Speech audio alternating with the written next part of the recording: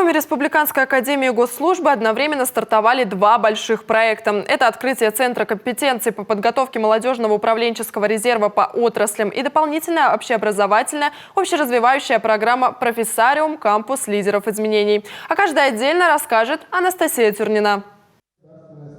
Открытие Центра компетенции Республики Коми Академия госслужбы запускает на платформе «Россия – страна возможностей» и совместно с Башкирской академией госслужбы. По поручению президента России вузы страны расширяют практику реализации образовательных программ. В частности, работу с лидерами региона по оценке управленческих компетенций студентов и наращиванию личностной эффективности.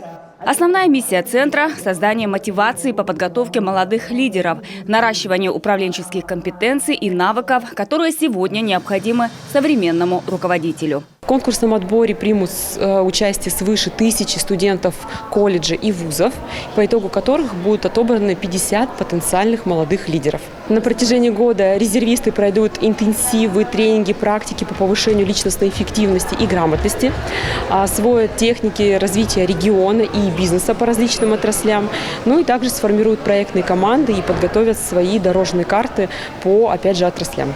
В Республике Коми Академия госслужбы станет первым вузом, на площадке которого откроется подобный центр компетенций. Он даст уникальную возможность студентам построить индивидуальную профессиональную траекторию развития, раскрыть профессиональные качества. Программа «Профессариум. Кампус лидеров изменений» тоже в помощь учащимся, но уже студентам 3-4 курсов СПО. Проект стал победителем фонда президентских грантов в 2022 году. Этот проект запускается в рамках развития предпринимательского климата региона. Вообще проект «Кампус лидеров изменений» – это своего рода площадка, где можно будет развить свои предпринимательские компетенции, создать новый бизнес-продукт и уже его коммерциализовать. А также уже можно научиться выбрать свою профессию по своим специальностям. Главная задача команды программы – научить студентов по своим специальностям выходить в предпринимательство и бизнес. А изюминкой проекта будет созданный бизнес-инкубатор. Он разместился на площадках среднепрофессиональных организаций и станет мощной платформой для реализации бизнес-идей. Ожидание, что нам предоставят какое-то представление о нашей специальности, куда потом мы сможем попасть, куда идти специалистам, у которых нет опыта. То есть этот проект поможет набраться нам опыта, знаний, куда там дальше пойти можно.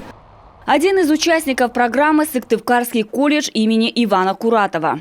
Мы зашли в этот проект с двумя группами.